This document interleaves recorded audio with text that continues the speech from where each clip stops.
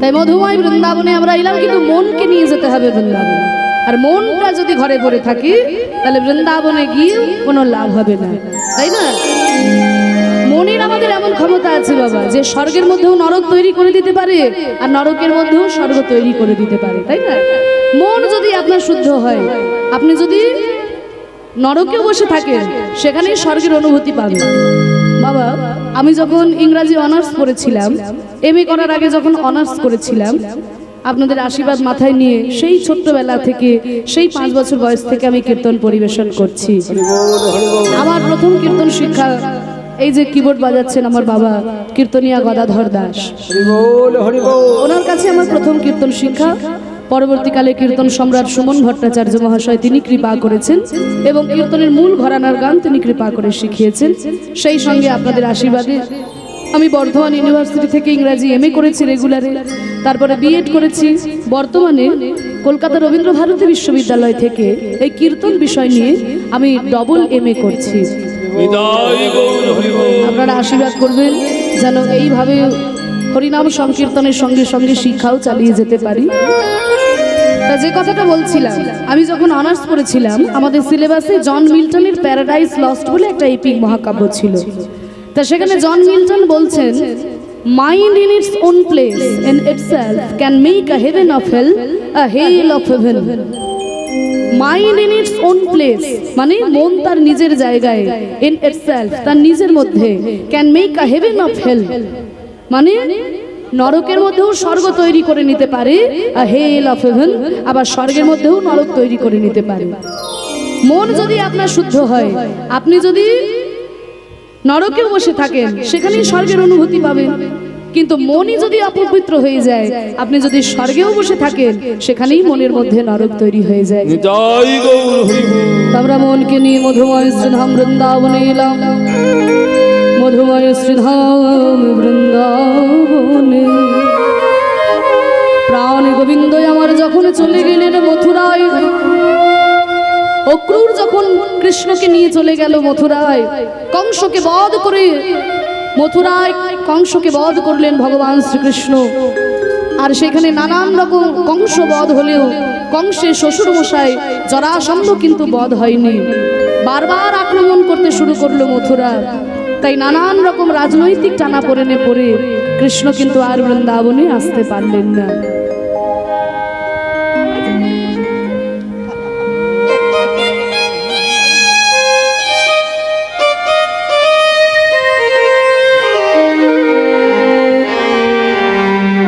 নানান রকম রাজনৈতিক টানাপোড়েনে পড়ে কিন্তু কৃষ্ণ আর বৃন্দাবনে আসতে পারলেন না। আর যখন বৃন্দাবনে আসতে পারলেন না মাগো, বৃন্দাবনে শুরু হয়ে গেল তীব্র বিরহ। মা যশোমতী নন্দ পিতা গোপাল গোপাল বলে কেঁদে কেঁদে ধুলাই লুটিয়ে গড়াগড়ি দেয়। সখাগণ কানাই কানাই বলে বনে বনে ঘুরে বেড়ায়। আর ওদিকে শ্রীমতী রাধারানী, তার দশা এক মুখে বর্ণনা করা যায় না। কোনদিন রাধারানী কাঁদছেন, ওরে সখী কাল বলে কালা গেল মধুপুরে, সে কালের আর কদিন বাকি। আমার যৌবন সায়রে শরীর দিচ্ছে ভাতা, আমি তাহারই কেমনই রাখি। আমার প্রাণবধূ বলেছিল, এই যমুনার জল ছুঁয়ে বলেছিল, আমি আজ যাচ্ছি, আমি কাল আসবো। ওরে সখী সেই কাল যে এখনো হলো না সখী। আবার কোনদিন বলছে, ওরে সখী মরিব মরিব সখী নিশ্চয় মরিব, আমার কানু হেন গুণ নিধি আমি কারে দিয়ে যাব। আজকেও রাধারানী কাঁদছেন, কিন্তু কেঁদে কেঁদে রাধারানী আজকে মুখে আর কোনো কথা বলতে পারছেন না। যখন দেখবেন আমাদের প্রচন্ড কষ্ট হয় হৃদয়ে, প্রচন্ড যখন দুঃখ হয়, তখন কিন্তু আর বাইরে থেকে আমরা কোনো কথা বলতে পারি না। তাই রাধারানী আমার যমুনার তীরে লুটিয়ে পড়ে আছে। একটি মাটির পাথরের টুকরোকে কুড়িয়ে নিয়ে যমুনার তীরের ওই কোমল মাটির মধ্যে কৃষ্ণের মূর্তি অঙ্কন করছে। দেখবেন মায়েরা, কৃষ্ণের একটা মূর্তি এঁকে সেই মূর্তির সঙ্গে রাধারানী মনের কথা বলছেন। অনেক মায়েরা যারা প্রিয়তমকে হারিয়েছেন, স্বামীকে হারিয়েছেন, তারা যখন প্রচন্ড মনে দুঃখ হয়, কষ্ট হয়, তার মনের কথা যখন বলতে পারে না, তার একটা ছবি যদি সামনে থাকে, সেই ছবিটার সামনে দাঁড়িয়ে কিন্তু মনের যত দুঃখের কথা সব নিবেদন করে। আজকে শ্রীমতী রাধারানী ওই যমুনার তীরে কোমল মাটির মধ্যে একটা পাথরের টুকরো নিয়ে কৃষ্ণের মূর্তি আঁকছেন, আর সেই মূর্তির সঙ্গে রাধারানী আমার কথা বলছে। আহা কৃষ্ণ কৃষ্ণ বলি কাঁদে বাহু তুলি, বলে বধূ গেল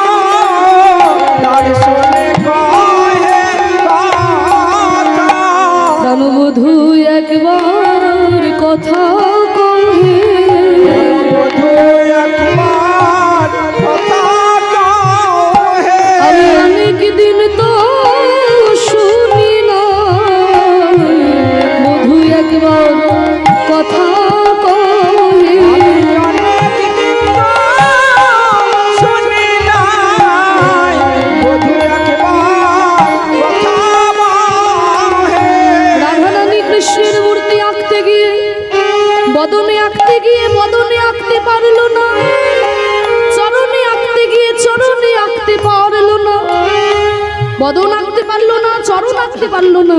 আজকে রাধারানী মাঝখান থেকে আঁকতে শুরু করেছেন, মাঝখান থেকে আঁকছেন। আঁকি আসে কোটি পড়াইলো ধুটি, কত যতনে প্যারি। আমায় আঁকি আসে কোটি পড়াইলো ধুটি, কত যতনে প্যারি। তোমার কোটি বানান কি? কোটি বানান, কোটি বানান কি? কয়কার টয়সী কোটি, তাই তো? হ্যাঁ হ্যাঁ ঠিকই বলেছেন, কিন্তু আমি যেটা বলছি সেটা ওকারটা বাদ দিতে হবে। কয়কার টয়সী কোটি, ক টয়সী কোটি, বানান আলাদা মানেও আলাদা। কয়কার টয়সী কোটি মানে হচ্ছে 100 লক্ষ, আর ক টয়সী কোটি মানে হচ্ছে কোমর। এখানে হচ্ছে কোমর, ক টয়সী কোটি।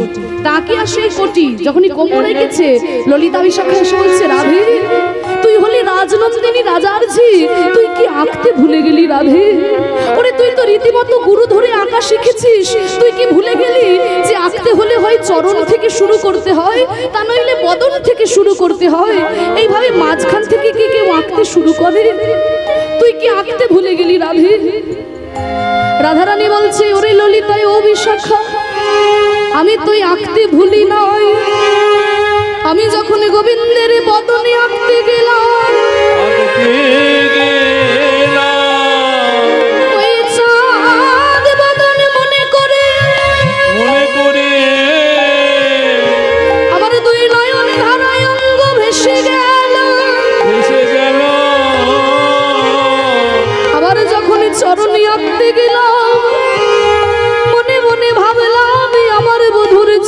ছিল তাই বোধহয় আমায় ছেড়ে চলে গেল। আরে আমি যদি এই চিত্রের চরণে অঙ্কন করে দিই, আর চরণ পেয়ে যদি চিত্র আমাকে ছেড়ে চলে যায়, তাহলে আমি আর কি নিয়ে বল বাঁচব সখী। আমি তাই তো চরণ আঁকি না,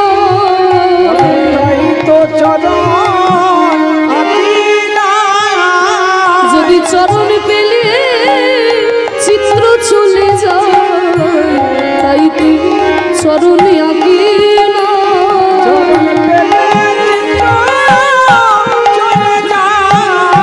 অভাগিনীর কপাল ভালো নয় রে, অভাগিনীর কপাল ভালো নয় রে। চরণ পেলে চিত্র চলে যায়। অভাগিনীর কপাল ভালো নয় রে। অভাগিনীর কপাল ভালো নয় রে। অভাগিনীর কপাল ভালো নয় রে। তাই তো চরণ আরে নাভি সরোবর আকিল তারপর,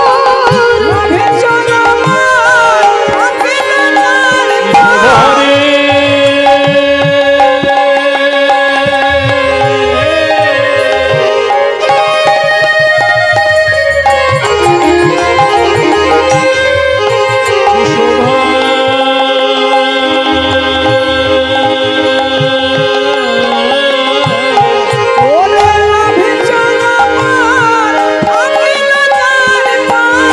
কতহু যত্ন করে গো, কতহু যত্ন করে।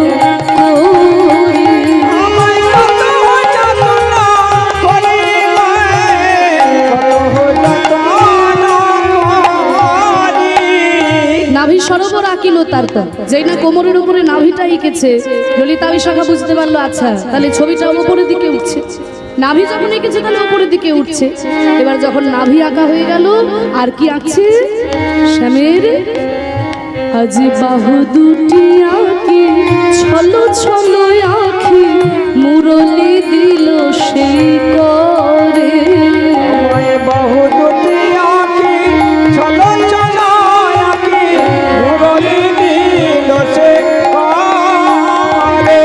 হাত দুটো অঙ্কন করে সেই হাতে রাধারানী বাঁশি ধরিয়ে দিয়েছে, আর বাঁশি ধরিয়ে দিয়ে বলছে, বধূ এই তো তুমি বাঁশি পেয়েছো বধূ, তাহলে আর দাঁড়িয়ে আছো কেন? তেমন করে বাজাও বাঁশি,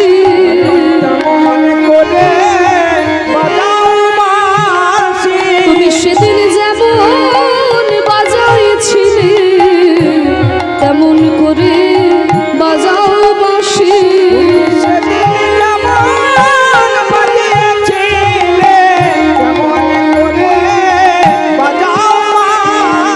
তুমি সেদিন যেমন বাজাইছিলে, যে বাঁশি শুনে হলাম দাসী। হৃদয় গন্ধে দাসী শুনে হলাম দাসী। দাসী শুনে হলাম দাসী। আবার কম্বু কণ্ঠ কিবা অপরূপ শোভা,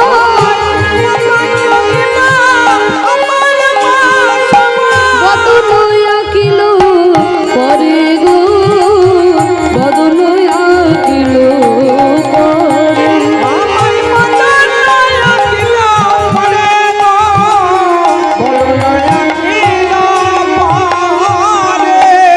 কম্বু কণ্ঠ কি ভাই অপরূপ শোভা, বদন আঁকিল পরে। কম্বু মানে হচ্ছে শাঁখ, শঙ্খ। দেখবে মা শাঁখের গায়ে কেমন ভাঁজ ভাঁজ দাগ থাকে না, আমার রাধারান এই গোবিন্দের কণ্ঠে সেই ভাঁজ ভাঁজ দাগ সেগুলো অঙ্কন করে দিয়েছে। কম্বু কণ্ঠ কিবা অপরূপ শোভা, এরপরে মুখমণ্ডলটা অঙ্কন করছে রাধারানী, আর যেই না বদনটা এঁকেছে, শ্যামের বদন আঁকিয়া মুখে মুখ দিয়া তার শোনে কহে শ্যামের বদন আঁকিয়া মুখে কালিয়া তার শানে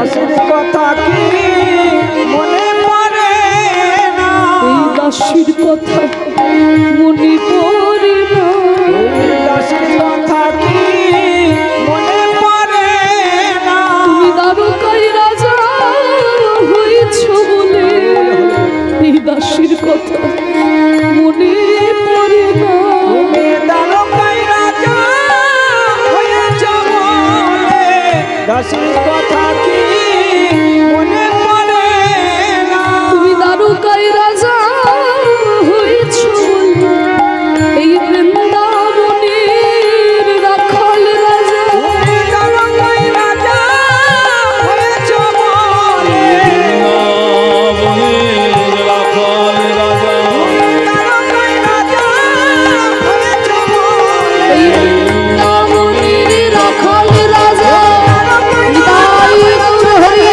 বৃন্দাবনের রাখাল রাজা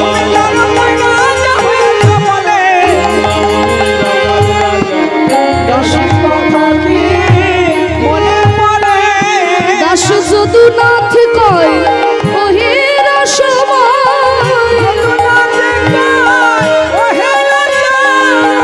আসিয়া দেখো হেথা গো আসিয়া দেখো হেথা তুমি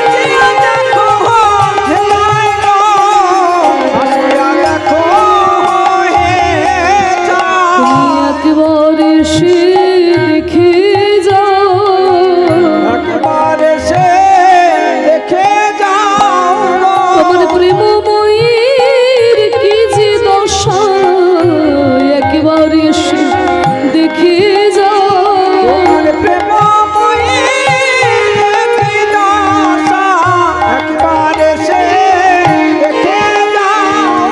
তোমার প্রেমময়ীর কি যে দশা দশা বলতে হিয়া ফেটে যাও নিতাই গৌর হরি। হিয়া ফেটে যায় হিয়া ফেটে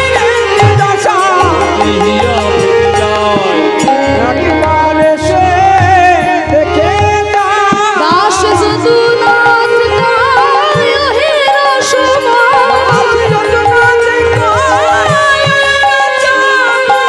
আসিয়া দেখো হেথা গো আসিয়া দেখো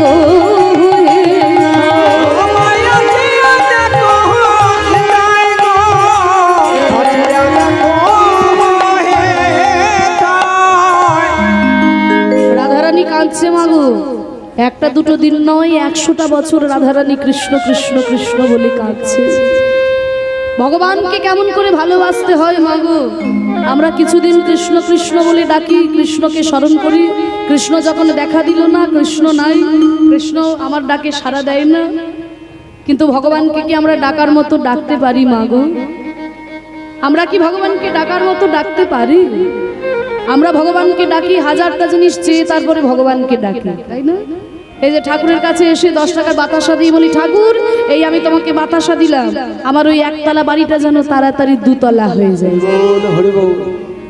আমার মেয়ের বিয়েটা যেন এই বছর হয়ে যায় ঠাকুর আমার ছেলের চাকরিটা যেন হয়ে যায় এই আমি তোমাকে বাতাসা দিলাম তাহলে সত্যি করে বলো তো মা ভগবান কি তোমার বাতাসার জন্য বসে আছে হরি বল হরি বল তুমি দেবে তারপরে ভগবান পাবে কিন্তু তবু ভগবান আমাদের কাছে চায় কেন আস্বাদন করার জন্য দেখবেন যদি কোনো বাবা দূরদেশে যায় ঘরে আসার সময় কিন্তু ছেলেদের জন্য একটু মিষ্টি নিয়ে আসে তা একজন বাবা বিদেশে গেছে ঘরে আসার সময় ছেলেদের জন্য এক ভার মিষ্টি এনেছে মিষ্টিটাকে এনে মায়ের হাতে তুলে দিয়েছে মা 4টি ছেলে একটা একটা করে মিষ্টি 4টি ছেলেকে দিয়েছে আর ছেলেদেরকে দেওয়ার পরে ছেলেরা যখন মিষ্টিগুলো খায় তখন বাবা হাত পেতে চায় ওরে আমাকে একটু দিবি না হরি বল হরি বল আমাকে একটু দে আচ্ছা সত্যি করে বলুন তো বাবা কি খাবার জন্য চায় বাবার পকেটে তো অনেক টাকা ছিল মিষ্টি দোকানে বসে একটা কেন 100টা মিষ্টি খেতে পারত কিন্তু ছেলের হাতে তুলে দিলাম তার থেকে ছেলে যদি একটু খুঁটে দেয় বাবার কত আনন্দ হবে তাহলে ওই 4টা ছেলের মধ্যে একটা ছেলে করে কি না বাবাকে একটু নখে করে খুঁটে দেয় এই দেখো বাবা তোমায় দিলাম আর ওইটুকু মিষ্টি খেয়ে বাবার আনন্দে প্রাণটা ভরে যায়। আহা, ওই মিষ্টির এত স্বাদ আমার আগে তো জানা ছিল না। হরি বল হরি বল। আবার কোনো ছেলে করে কি না, মিষ্টিটাকে অর্ধেক অর্ধেক করে ভেঙে বাবাকে দেয়, বাবা তুমি খাও। আবার কোনো ছেলে গোটা মিষ্টিটাকেই বাবার মুখে গুঁজে দেয়, বাবা তুমি খাও, আরো অনেক মিষ্টি আছে আমি পরে খাবো, বাবা তুমি খাও।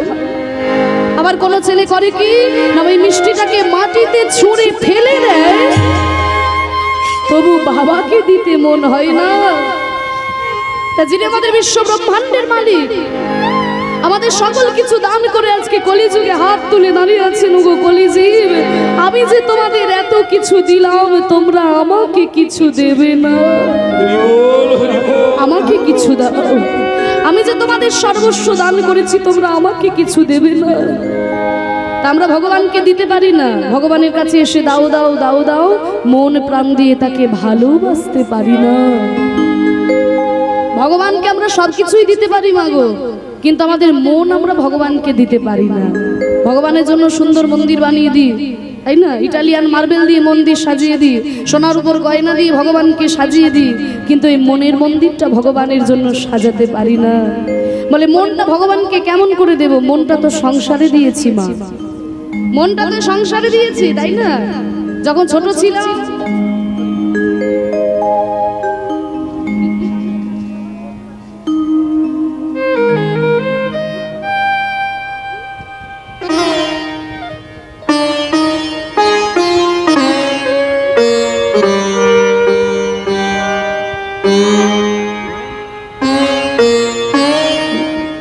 আচ্ছা আচ্ছা আচ্ছা, যাই হোক, রামবাবু কোনো একজন রাম, প্রথমটা আমি ঠিক করতে পারছি না, আধা আধা না অধারাম, যাই হোক, আর মধুরাম 100টি টাকা দান করেছেন এই হরিনাম সংকীর্তনের উদ্দেশ্যে। ঈশ্বরের শ্রীচরণে প্রার্থনা করি সুস্থ সবল থাকুন, মনোবাসনা পূর্ণ হোক। নিতাই গৌর প্রেমানন্দে হরি বল। হরি বল হরি বল। জয় নিতাই। তাহলে মাগো, আমাদের মন আমরা ভগবানকে দেব কেমন করে? মনটা তো সংসারে দিয়েছি, তাই না?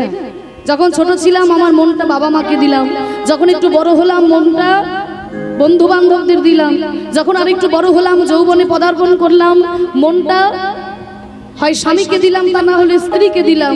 যখন আরো একটু বয়স হয়ে গেল আমার মনটা পুত্র কন্যাদের দিলাম, সন্তানদের দিলাম। যখন আরো একটু বয়স হলো মনটা নাতি নাতনিদের দিলাম। তাহলে সংসারে সবাইকে মনটা দিতে দিতে ভগবানকে আর মনটা দেওয়ার মতো জায়গা নাই। হরি বল হরি বল। তাহলে মাগো, সংসারে যাদেরকে তুমি তোমার মনটা দান করলে, সারা জীবন যাদের জন্য করলে, তারা কি তোমার আপন? আমাদের আপন মানুষ বসে আছে ওই মন্দিরে, আমরা কবার আসি ওই মন্দিরের মধ্যে। সংসারে কিন্তু আমাদের তারা আপন কেউ নয়, আপন কিন্তু তারা কেউ নয়। সবাই কিন্তু একটা স্বার্থ নিয়ে বসে আছে।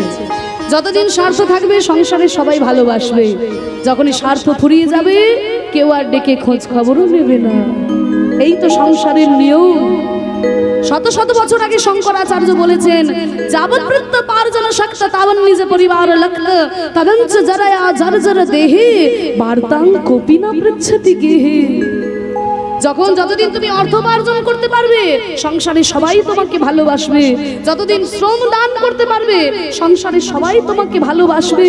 কিন্তু যখন জরায় শরীর জরাজীর্ণ হয়ে যাবে কেউ আর ডেকে জিজ্ঞাসাও করবে না, মা কেমন আছো, বাবা কেমন আছো। হরি বল হরি বল। এই তো সংসার। ভেবে দেখ মন, কেউ কারো নয়, মিছে ভ্রম এই ভূমণ্ডলে।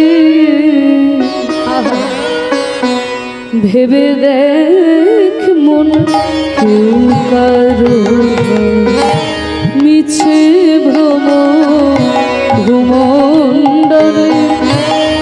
ভুলো না দক্ষিণা কালী বদ্ধ হয়ে মায়া জালে।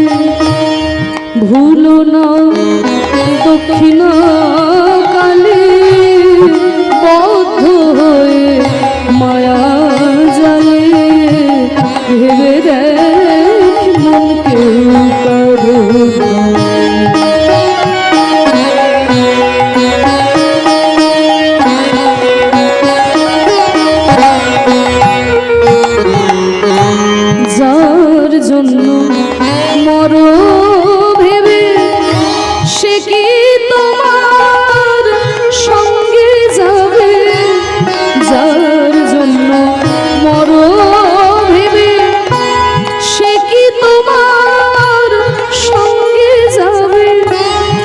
যাদের কথা চিন্তা করে তোমার রাত্রে ঘুম হয় না, তাই না বাবা? যার কথা চিন্তা করে করে তুমি সারা জীবন কাটিয়ে দিলে, বলো সঙ্গে করে নিয়ে যেতে পারবে? হবে এসেছো একা, যেতে হবে একা, সঙ্গের সাথে কেউ হবে না তোমার। আমরা সঙ্গে করে কাউকে নিয়ে যেতে পারবো না। তাই বলছে, যার জন্য মরো ভেবে সে কি তোমার সঙ্গে যাবে, সেই প্রেয়সী দেবে ছড়া অমঙ্গল হবে বলে। কিছু মনে করবেন না বাবা, অনেকে আছেন প্রেয়সীকে না দেখে থাকতে পারেন না। বলে বাবা, যেই প্রেয়সীকে না দেখে তুমি থাকতে পারছো না, আজকে যদি তুমি মরে যাও, আজকে যদি তুমি মরে যাও, কালকে সকালে তোমার সেই প্রেয়সী যখন তোমাকে চারজনে বাঁশের তলায় চড়িয়ে নিয়ে চলে যাবে, তোমার সেই প্রেয়সী ওই ঝাঁটা দিয়ে গোবরের ছড়া দিয়ে দেবে, যাতে সংসারে অমঙ্গল না হয়। এই তো সংসার।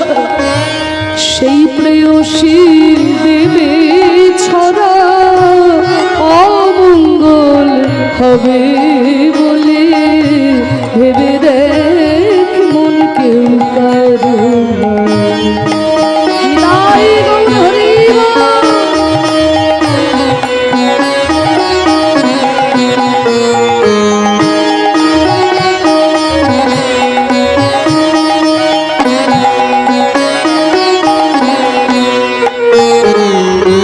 দিন দুই দিনের জন্য ভাবে কর্তা বলে সবাই ডাকে,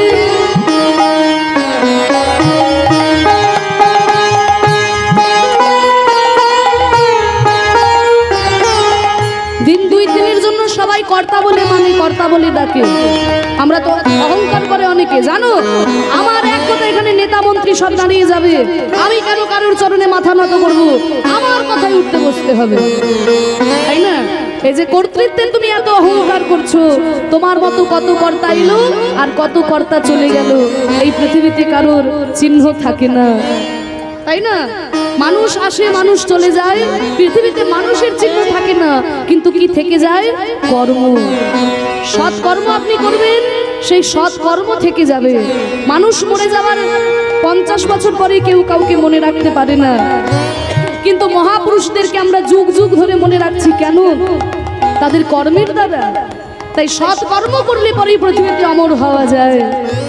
দিন দুই দিনের জন্য ভাবে কর্তা বলে সবাই ডাকে, সেই কর্তারে দেবে ফেলে কালা কালের কর্তা এলে, সেই কর্তারে দেবে ফেলে কালা কালের কর্তা এলে, ভেবে দেখ মন কেউ কারো না।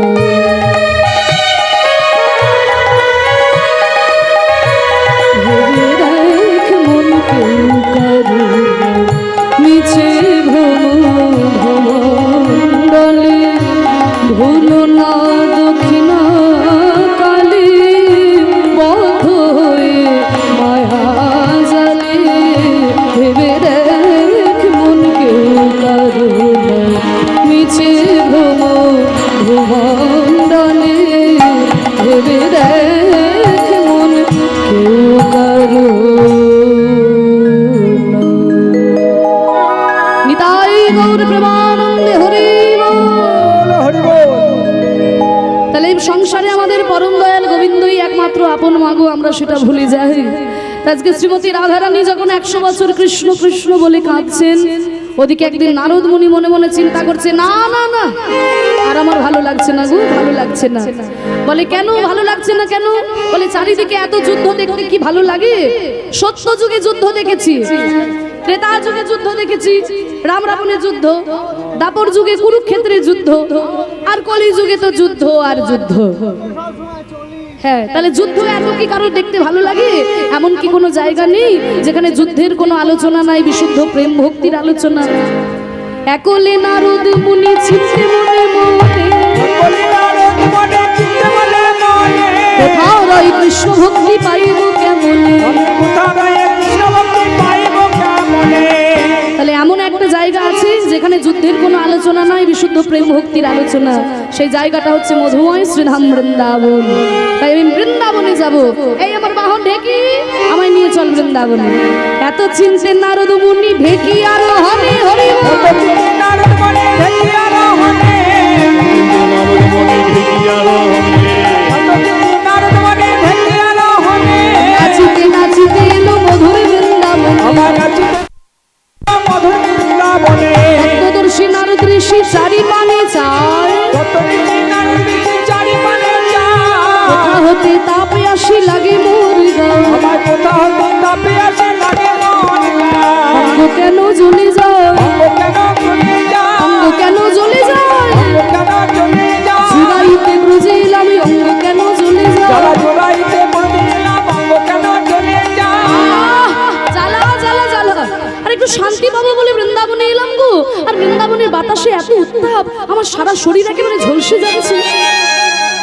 তাহলে বৃন্দাবনের বাতাসে এত উত্তাপ কোথা থেকে আসছে? আমার নামও নারদ মুনি, আমাকে জানতেই হবে। ওই তাপের উৎস সন্ধান করতে করতে নারদ মুনি গিয়ে পৌঁছালো কোথায় না, রাধারানীর কুঞ্জে। দেখে কি কৃষ্ণ কৃষ্ণ কৃষ্ণ বলে কেঁদে কেঁদে রাধারানীর শরীর এত উত্তপ্ত হয়েছে যে নাক দিয়ে এত গরম নিঃশ্বাস বেরোচ্ছে, ওই নিঃশ্বাসের মধ্যে দিয়ে দপ করে আগুন জ্বলে যাচ্ছে। এত গরম নিঃশ্বাস যে সারা বৃন্দাবনের বাতাস একেবারে তাপে ঝলসে যাচ্ছে। মনে মনে ভাবলো, বিরহ আমি অনেক দেখেছি, কিন্তু রাধারানীর মতো এমন বিরহ দেখি নাই। কৃষ্ণ বলে এইভাবেও কাঁদা যায়? নাক দিয়ে এমন গরম নিঃশ্বাস বেরোচ্ছে যে নিঃশ্বাসের মধ্যে দিয়ে আগুন জ্বলে যাচ্ছে। এই রাধারানীর বিরহ যদি আমি প্রশমন করতে না পারি, তবে আমার নামও নারদ মুনি নয়। রাধারানীর সামনে যখনই কৃষ্ণ কৃষ্ণ নাম গাইতে গাইতে নারদ মুনি গেল, নারদের মুখে কৃষ্ণ নাম শুনে রাধারানী চমকে উঠেছে, চেতন ফিরে পেল দেহে। নারদের চরণ দুটিকে জড়িয়ে ধরেছে। ওগো নারদ মুনি, ওগো নারদ মুনি, বলতে পারো যে কৃষ্ণ নাম তুমি আমাকে শোনালে, সেই কৃষ্ণকে আমি কোথায় গেলে পাবো? তুমি আমাকে বলতে পারো? নারদ মুনি বলছে, রাধে তুমি আর এইভাবে কেঁদো না। তোমার যে বিরহ আমি দর্শন করেছি, আমি কোনোদিন এইরকম বিরহ দেখি না। তোমার বিরহ যদি আমি প্রশমন করতে না পারি, তবে আমার নামও নারদ মুনি নয়। আর তুমি কেঁদো না রাধে, আমি এক্ষুনি চললাম দ্বারকায় শ্রীকৃষ্ণের কাছে। তার কাছে গিয়ে আমি তাকে যজ্ঞ করার কথা বলবো, সেই যজ্ঞে তোমার নিমন্ত্রণ থাকবে, আর সেইখানে গিয়ে তোমার প্রাণবধূর সঙ্গে তুমি মিলিত হবে। রাধে তুমি এইভাবে কেঁদো না। তাই রাধারানীকে আশ্বাস দিয়ে নারদ মুনি চলেছেন কোথায়? দ্বারকায় শ্রীকৃষ্ণের কাছে। যেতে যেতে বলছে, ওরে আমার সাধের বিনা, অনেক তো তুই কৃষ্ণ নাম গাইলি, নারায়ণের নাম গাইলি, শুনেছি নাকি ভগবানের থেকে ভক্ত অনেক বড়। তাহলে আজকে চল একটু রাধা নাম গাইতে গাইতে আমরা দ্বারকায় যাই। বলো বলো যন্ত্র রাধা নাম মন্ত্র, যাগ যজ্ঞ ব্রত কিছু নাহিয়া। বলো বলো চন্দ্র রাধা নাম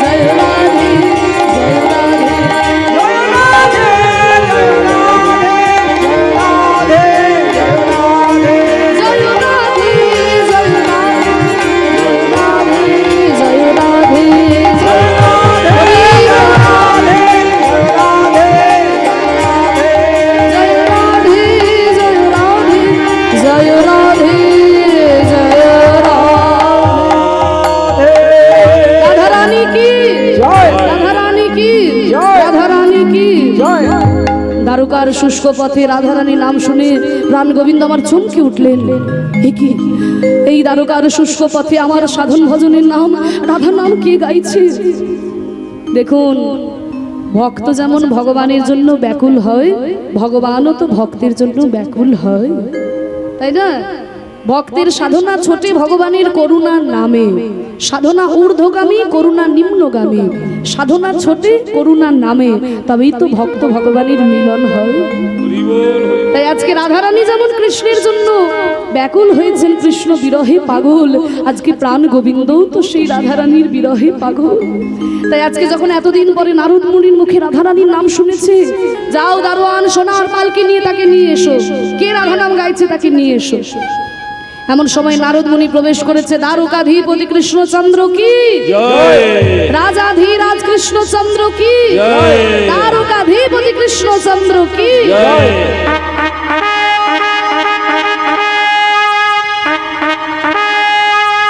ও আচ্ছা, নারদ মুনি, আসুন আসুন আসুন আসুন নারদ মুনি। আরে এতদিন পরে আপনাকে দেখে মনে বড় আনন্দ হলো। তা যাক, আমার কাছে এসেছেন সব কুশল তো? কি ব্যাপারে আপনি সব সময় এই নারায়ণ নারায়ণ নাম করতে করতে আসেন, আজকে হঠাৎ আমার সাধন ভজনের নাম এই রাধা নাম গাইতে গাইতে আপনি আসছেন?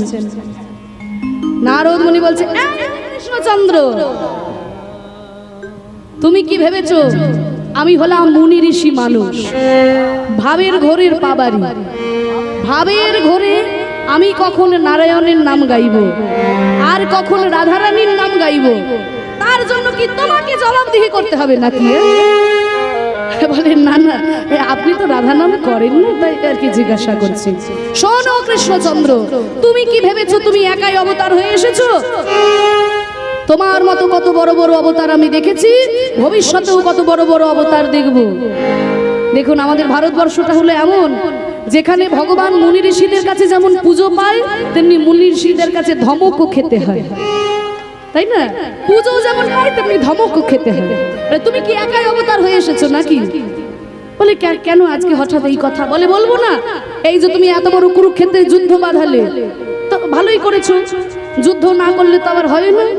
কারণ গীতার পাতায় তুমি নিজেই বলেছো, যদা যদা হি ধর্মস্য গ্লানির্ভবতি ভারত অভ্যুত্থানমধর্মস্য তদাত্মানং সৃজাম্যহম পরিত্রাণায় সাধুনাং বিনাশায় চ দুষ্কৃতাং ধর্ম সংস্থাপনার্থায় সম্ভবামি যুগে যুগে। যখন যখন ধর্মের গ্লানি হয়, অধর্মের বিকাশ হয়ে যায়, তখন সাধুদেরকে রক্ষা করার জন্য, অসাধুদেরকে বিনাশ করার জন্য যুগে যুগে তুমি জগতের কল্যাণে অবতীর্ণ হও। তা তুমি যুদ্ধ করেছো, ভালোই করেছো, তুমি অধর্মের বিনাশ করেছো, সত্যের প্রতিষ্ঠা করেছো। কিন্তু শোনো, যুদ্ধ যখন হয়, যুদ্ধে কিন্তু অনেক ধার্মিক লোকের প্রাণ চলে যায়, তাই না? যুদ্ধ যখন হয়, যুদ্ধে যারা মরে যায়, সবাই কি আর অধার্মিক হয়? অনেক ধার্মিক লোকেও তো যুদ্ধে প্রাণ হারে, তাই না? রাম রাবণের যখন যুদ্ধ হয়েছিল, রাবণের দলে কি সবাই অধার্মিক ছিল? সেখানে তো বিভীষণের পুত্র তরণী সেনও ছিল, তাই না? সারা গায়ে রাম নাম লিখে এসেছিল, কিন্তু তবুও তাকে মরতে হয়েছে। কেন? যেহেতু অধর্মের দলে নাম লিখিয়েছে। তাই যুদ্ধের সময় অনেক ধার্মিক লোকের প্রাণ চলে যায়, তাই তার প্রায়শ্চিত্ত স্বরূপ যজ্ঞ করতে হয়। প্রায়শ্চিত্ত করার জন্য যজ্ঞ করতে হয়। তাহলে ত্রেতা যুগে রামচন্দ্র করেছিল অশ্বমেধ যজ্ঞ। তা তুমি যে এত বড় যুদ্ধ বাঁধালে, কুরুক্ষেত্রে যুদ্ধ, কত কত লোকের প্রাণ চলে গেল, তা তুমি তো কোনো যজ্ঞ করলে না। বলে, কেন? এই যুধিষ্ঠির তো করেছে রাজসূয় যজ্ঞ। আরে যুধিষ্ঠির করেছে, যুধিষ্ঠির তার ফল পাবে। আমি ভাত খেলে তোমার পেট ভরবে? ভরবে না। তাহলে আমি ভাত খেলে যেমন তোমার পেট ভরবে না, যুধিষ্ঠির যজ্ঞ করেছে, যুধিষ্ঠির ফল পাবে। তুমি কি যজ্ঞ করলে বলো? না, আমি তো কোনো যজ্ঞ, হ্যাঁ, ওইটাই বলার জন্য এসেছি আর কি। আমার কথা যদি শোনো, তাহলে তুমিও একটা যজ্ঞ করো। বলে, কি যজ্ঞ করার কথা বলছেন? বলে, শোনো, ত্রেতায় রামের রাজা ছিল, অশ্বমেধ যজ্ঞ করল।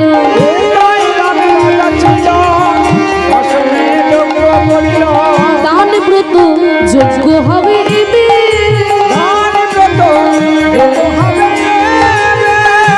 ত্রেতা যুগে রামচন্দ্র করেছে অশ্বমেধ যজ্ঞ। আর যুধিষ্ঠির করেছে রাজসূয় যজ্ঞ, আর তুমি করবে দান ব্রত যজ্ঞ। ওরে বাবারে সর্বনাশ! দান ব্রত যজ্ঞ এর নাম শুনে তো মনে হচ্ছে অনেক কঠিন কঠিন নিয়ম আছে। নিশ্চয়ই কোনো কঠিন নিয়ম নাই, মাত্র 3খানা নিয়ম। আপনারাও মন দিয়ে শুনে রাখুন, চেষ্টা করলে আপনারাও করতে পারেন। যদিও কলিযুগে আমাদের এত বড় বড় যজ্ঞ করার কোনো দরকার হয় না, এই হরি নাম করলেই উদ্ধার পেয়ে যায়, তাই না? যাগযজ্ঞ সেটা ছিল দাপর যুগের জন্য, ধ্যান তপস্যা ছিল ত্রেতা যুগের জন্য। কলিযুগে এই যজ্ঞটাই হচ্ছে হরি নাম সংকীর্তন। হ্যাঁ, তাই বলছে তাহলে ত্রেতা যুগে রামচন্দ্র অশ্বমেধ যজ্ঞ করেছিল, আমি দানব্রত যজ্ঞ। অনেক নিশ্চয়ই কঠিন নিয়ম আছে, বলে কোনো কঠিন নিয়ম নেই, মাত্র 3খানা নিয়ম।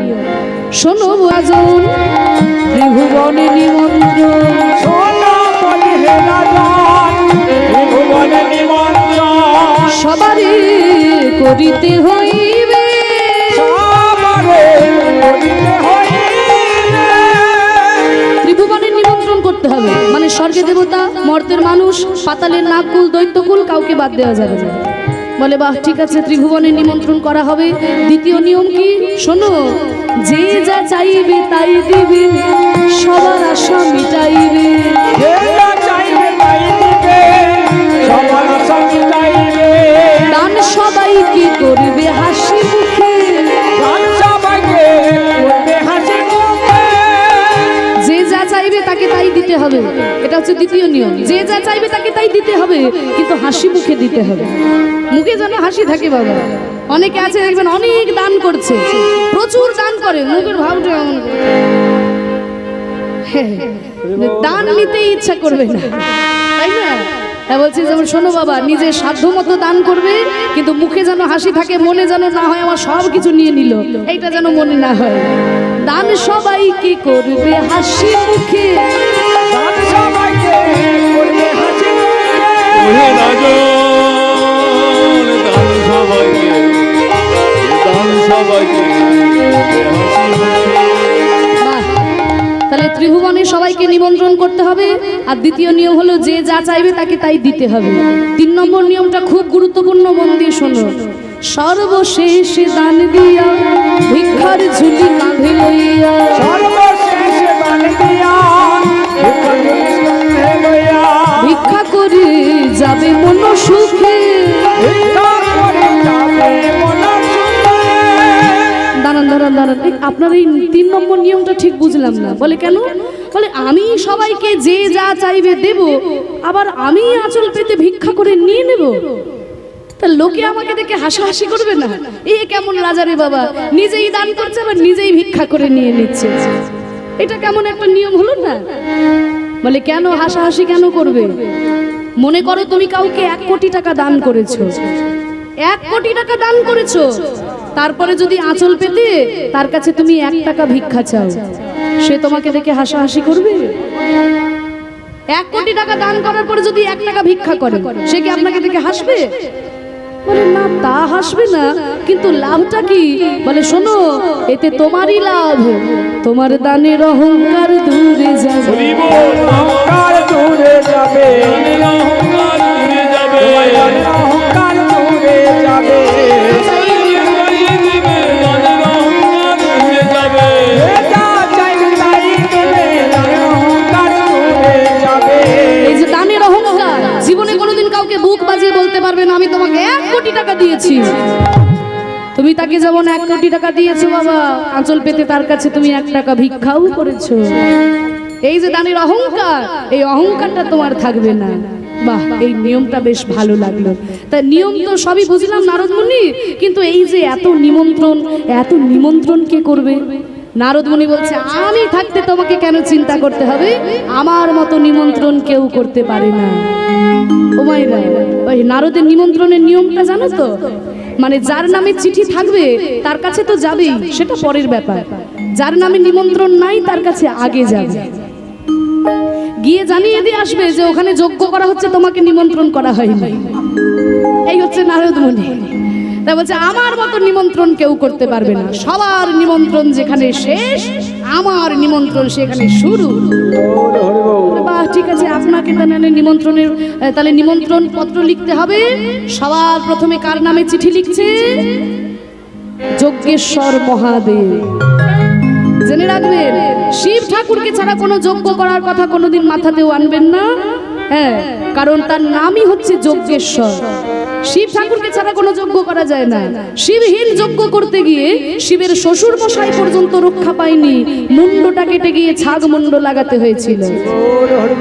কি বাবা, দক্ষ রাজা শিবহীন যজ্ঞ করতে গেল, কি হলো? মুন্ডটা কেটে গিয়ে ছাগ মুন্ড লাগাতে হলো না? তাহলে শিব ঠাকুরকে ছাড়া কোনো যজ্ঞ করা যায় না। ওই জন্য দেখুন, এই যজ্ঞ হচ্ছে, শিব ঠাকুরের ছবি মাথার উপরে দেওয়া আছে। হ্যাঁ, তাই সবার প্রথমে দেবাদিদেব মহানামের নামে চিঠি। প্রথমে শঙ্করে পরে শঙ্করী রে, এই তো দুজনেই বিরাজ করছেন, শঙ্কর শঙ্করী আপনাদের মন্দিরে দুজনেই বিরাজ করছে। তাই প্রথমে দেবাদিদেব মহাদেব, তারপরে মা দুর্গা। প্রথমে শঙ্করে পরে শঙ্করী রে, গণপতি কার্তিকে রে, সেজে পত্র জন্যি লক্ষ্মী বিনা পানে, পত্র লিখে নিজ করে, একে একে পত্র লিখে যে দিল, যথাযোগ্য সম্বোধনে একে একে পত্র লিখে যে দিল,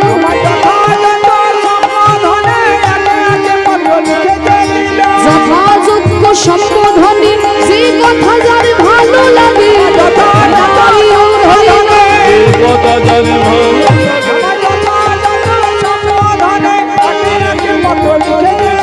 পত্র লিখে নিজ করে।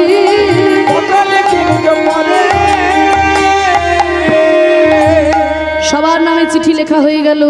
চিঠিগুলো লিখে দাদা বলরামকে দেখাচ্ছে কৃষ্ণচন্দ্র, দেখো দাদা, আমি দানব্রত যজ্ঞ করার জন্য চিঠি লিখেছি দাদা, তুমি ভালো করে চিঠিগুলো একটু মিলিয়ে দেখো। এই বলে কৃষ্ণচন্দ্র যখন দাদা বলরামকে চিঠিগুলো দিয়েছেন, দাদা বলরাম ভালো করে মিলিয়ে দেখে বলছে, কানাই, সবার নামে তো চিঠি দেখলাম ভাই, কিন্তু যাদের কোলে পিঠে চড়ে আমরা এত বড় হলাম, সেই নন্দ রাজা মা যশোমতীর নামে তো কই চিঠি দেখলাম না। সেই নন্দ রাজা মা যশোমতীর নামে তো কই চিঠি নাই। কৃষ্ণ বলে, দাদা গো, সবার নামে চিঠি লেখার বিদ্যা পড়াশোনা করে অর্জন করেছি, কিন্তু বাবা মাকে আমি কি বলে চিঠি লিখবো দাদা? আমি ভাষা খুঁজে পেলাম না দাদা, ভাষা খুঁজে পেলাম না দাদা, আমি কি বলিয়া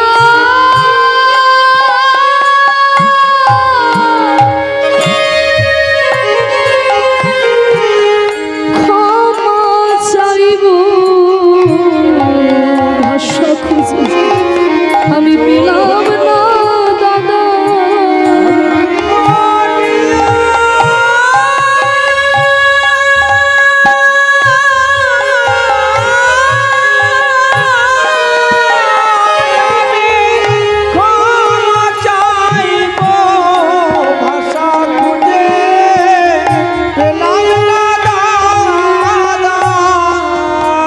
দাদা বলরাম বলছে, ভাই কাঁদিস না ভাই, আমার কাছে আয়, আমি তোকে বলে বলে দিচ্ছি, আমার শুনে শুনে তুই লিখে নে। দাদা বলরাম বলে দিচ্ছেন আর কৃষ্ণচন্দ্র লিখে নিচ্ছে। সবার প্রথমে মা যশোমতীর নামে চিঠি লিখে বলছে, মা গো যশোদে,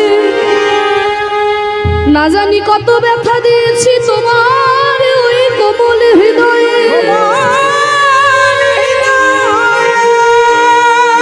কথাই আছে কুপুত্র যদি বা হয়, কিন্তু কুমাতা কদাপি নয়।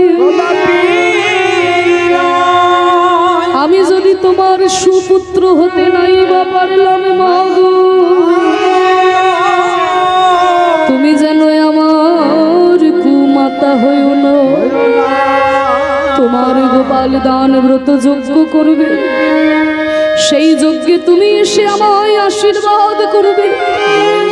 তুমি আশীর্বাদ না করলে যে আমার যজ্ঞ হবে না মা, তোমাকে যে আসতেই হবে। আর ওদিকে নন্দ পিতার নামে চিঠি লিখে বলছে, ওগো নন্দ পিতা, ছোটবেলা থেকে আমার অসুর মারতে মারতে জীবনটা চলে গেল, তাই না? কৃষ্ণচন্দ্র কত অসুর বধ করেছেন, সেই পুতনা বধ থেকে শুরু করে অকাসুর বকাসুর বধ, কালীয় দমন, সবাইকে বধ করেই চলেছে। তাহলে অসুর মারতে মারতে আমার জীবনটা চলে গেল, কিন্তু আমি দেখেছি আপনি কত বড় বড় যজ্ঞ করেছেন।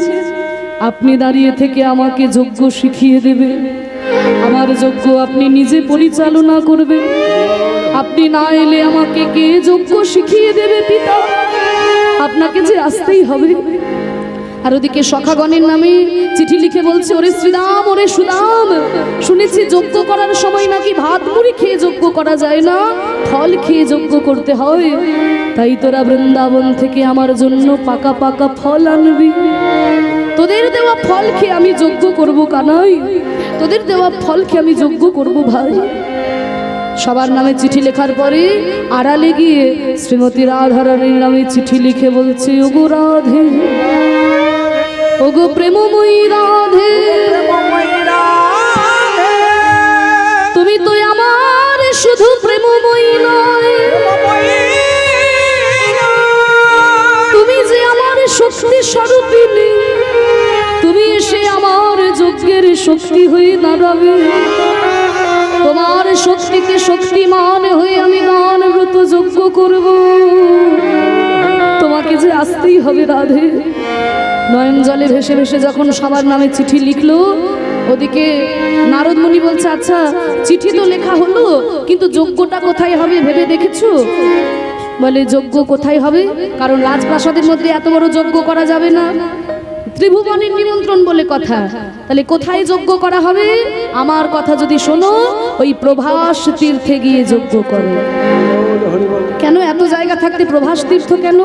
ওইটাই তো ব্যাপার, এত জায়গা থাকতে প্রভাসের নামটা কেন করলাম? শুনে রাখুন ভক্তগণ, এই যে দানব্রত যজ্ঞকে প্রভাস যজ্ঞ বলা হয়, তার কারণ হচ্ছে এই প্রভাসের তীর্থে যজ্ঞটা করা হয়েছিল। তাই প্রভাসটা খুব গুরুত্বপূর্ণ। কেন গুরুত্বপূর্ণ আমি একটু আপনাদের বলছি। এই যে আকাশের চন্দ্র দেবতাকে মায়েরা আপনারা সবাই দেখেছেন, দেখতে এমন সুন্দর হলে কি হবে? স্বভাবটি কিন্তু মোটে ভালো নয়, স্বভাবটি মোটে ভালো নয়। মুনি ঋষিরা বলেন যে চাঁদের চারপাশে 27টি নক্ষত্র ঘোরাঘুরি করে, ওই 27টি নক্ষত্র হচ্ছে চাঁদের 27 জন স্ত্রী। তা ওই 27 জন স্ত্রী থাকা সত্ত্বেও চাঁদ করেছিল কি? চাঁদ করেছিল কি? নিজের গুরুর পত্নী, মানে বৃহস্পতির পত্নী তারার প্রতি আকৃষ্ট হয়েছিল। গুরু বৃহস্পতি অভিশাপ দিয়ে বলল, ওরে দুষ্ট, দেবতা হয়ে তোর এত অধঃপতন, নিজের গুরু পত্নীর প্রতি তুই কুদৃষ্টি দিস, যেই রূপ যৌবনের জন্য তোর এই অধঃপতন, এই রূপ যৌবন তোর আর থাকবে না। আমি তোকে অভিশাপ দিলাম, 15 দিনের মধ্যে তুই ক্ষয় হতে হতে নিশ্চিহ্ন হয়ে যা। এবার যেই না গুরু বৃহস্পতি অভিশাপ দিয়েছে, মা কারোর অভিশাপ লাগুক আর না লাগুক, গুরুর অভিশাপ কিন্তু আগেই লেগে যায়। যেই না গুরু বৃহস্পতি অভিশাপ দিয়েছে, অমনি চাঁদ একটু একটু করে ক্ষয় হতে শুরু করেছে। একদিন, দুদিন, 3 দিন হয়ে গেল, চাঁদ ক্ষয় হতে হতে 1 খণ্ড চাঁদ পড়ে আছে। 15 দিন যেই হয়ে গেছে আর 1 খণ্ড চাঁদ পড়ে আছে। চাঁদের 27 জন স্ত্রী তো দেখলো সর্বনাশ, এই একটা দিন যদি হয়ে যায় তাহলে তো চাঁদ নিশ্চিহ্ন হয়ে যাবে আর আমরা সবাই মিলে বিধবা হয়ে যাব। আস্তে এবার চাঁদের 27 জন স্ত্রী সবাই ছুটতে ছুটতে গেল কোথায়? ওই কৈলাস পর্বতে, শিব ঠাকুরের কাছে। শিব ঠাকুরের কাছে কৈলাস পর্বতে গেছে। ওম নমঃ শিবায়, ওম নমঃ শিবায়, ওম নমঃ শিবায়। जटाटवीगल ज्वल प्रवाह पावित स्थले कलेवलं गलंबितं भुजंग तुंग मालिकं डमड्डमड्डमड्डम निनादमड्डमर्वय सकार चंड तांडवं तनोतु न शिव शिवम्। जटाकटाह संभ्रम भ्रमन्निलिम्ब निर्झरे विलोलवीचि वल्लरी विराजमान मूर्धनि ध्वगध्वगध्वगज्वल ललाटपट्ट पावके किशोर चन्द्रशेखरे रति प्रतीक्षणे मम। धराधरेन्द्र नन्दिनी विलासबन्धु बन्धुर स्फुरद सन्तति प्रमोदमान मानस कृपा कटाक्ष धोरणे हृदय गिरधरापदे क्वचित् दिगम्बरे मनो विनोदमेतु वस्तुनि जटाभुजंग पिंगल स्वरत धरामणि प्रभा कदम्ब कंकुमद्रव प्रलिप्य दिग्मधुमुखि पदांग सिंहरश्वरत्य गुप्तरीय मेदुरे मनो विनोदमद्भुतं विभूत भूत भर्तरी कराल भाल पट्टिका ध्वगत ध्वगत ध्वगत ज्वलन धनञ्जयाहुतिकृता प्रचण्ड पंचशायके निलिम्प निर्झरि धरस्तु नौति कीर्ति सिन्धुर विलास बन्धु बन्धुर स्फुर दिगन्त सिन्धुर